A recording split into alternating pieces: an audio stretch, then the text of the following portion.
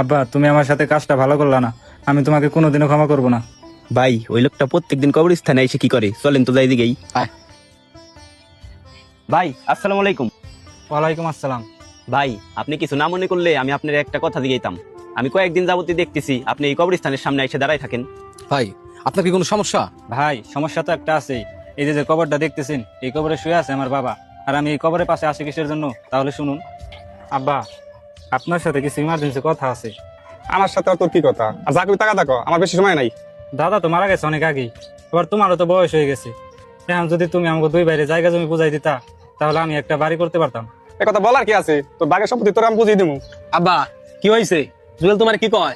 তোর ছোট ভাই কইতেছে তোর বাগে যায় ওর বুঝিয়ে দিতে, ওগুলো একটা ঘর দিব।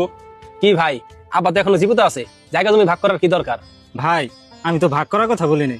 আপনার ভাইস্তে ভাইস্তে বড় হয়েছে, এখন আর ওই ছোট ঘরে থাকা যায় না। এই জন্য আব্বারে কইছি জায়গাটা দেখাই দিলাম, একটা ঘর উঠাইতে পারতাম। তুই বাড়ি ঘর করবি, এটা তো ভালো কথা, কর, সমস্যা কি? আর আব্বা তোমার জায়গাটা বুঝাই দাও না কে? জায়গাটা বুঝাই দিলে তো একটা ঘর করতে পারে। আর ভাই তোর সাথে আজ পর্যন্ত আমার কোনো জায়গা তুমি যাই ঝামেলা হয়েছে, আর ভবিষ্যতে হইব না, আমি তোর সাথে আছি। আব্বা, ভাই যেহেতু কইতেছে আমার জায়গাটা দেখাই দেন, আমি ঘরটা উঠাই। ভাই তাহলে আমি গেলাম। আচ্ছা ঠিক আছে, যা নাও ঘরে নাও। ভাই, এই হলো বিষয়, আপনারা তো সবই শুনলেন। হ ভাই সবই তো ঠিকই আছে, তাহলে সমস্যাটা কি?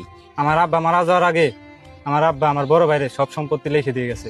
আর যে ভাই আমাকে বলছিল জায়গা জমি নিয়ে কখনো ঝামেলা হবে না, আর সেই ভাই আমার সাথে বিশ্বাসঘাতকতা করছে। আমাকে বলে ঘর বাড়ি ভাঙ্গে নিয়ে চলে যেতে। তাহলে আপনারাই বলেন, আমার বাবা আমার সাথে বেমানি করে আমাকে ফাঁকি দিয়ে চলে গেল না? আচ্ছা ভাই বলেন তো, আপনার বাবা আপনার সাথে বেমানি করার কারণটা কি? আমি তো একজন কৃষক মানুষ, আমি তো আব্বার সব চাহিদা ঠিকঠাক মতো পূরণ করতে পারি না। আর আমার বড় ভাই তো সরকারি চাকরি করে, এর জন্য আব্বা আমার রাইখা আমার বড় ভাইয়ের কাছে চলে গেছে। আব্বা যে আমার সাথে এরকম বেমানি করছে, এটা আমি কখনোই জানতাম না। ভাই আপনাকে তো আমি চিনি না, তো আপনাকে একটা কথা বলি, আপনার আব্বা তো দুনিয়া ছেড়ে চলে গেছে। এই দেখেন 3.5 হাত মাটি ছাড়া আর কিছুই নিয়ে যেতে পারে নাই। আর আপনার এই বিষয়টা আপনার ভাইয়েরও বোঝা উচিত ছিল। ভাই আপনি মনের ভিতরে যে ক্ষোভ রাখছেন, আমার কি মনে হয় জানেন, আপনার এই ক্ষোভের কারণে আপনার বাবাই মাটিতেও ভালো নেই। ভাই দয়া করে আপনি আপনার বাবার মাফ করে দেন। ভাই আপনি মনে কষ্ট নেন না, আপনি আল্লাহর প্রতি বিশ্বাস রাখেন, দেখবেন আপনার ভাই আপনার সাথে যে কাজ করছে আল্লাহ তাআলা ঠিকই তার হিসাব নিবে। আর ভাই আপনার আব্বা তো মারাই গেছে, তার প্রতি আর মনে ক্ষোভ রাখেন না, দয়া করে তাকে মাফ করে দেন। আপনার সাথে যে অন্যায় হয়েছে আল্লাহ তাআলা উত্তম পরিকল্পনা মালিক, দেখবেন আপনার জন্য ভালো কিছু ব্যবস্থা করে রাখবে। ভাই, এই দুনিয়াতে যার ভিটামাটি নাই সেই বুঝে এই কষ্টটা। আমার যখন মনে হয় আমার ভিটামাটি নাই, তখন আর আমার আব্বারে মাফ করতে ইচ্ছে হয় না। ভাই আপনি কান্না করেন না, আপনার কথা আমি বুঝতে পারছি।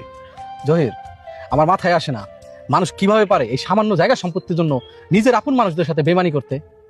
ভাই চাচা মারা গেছে,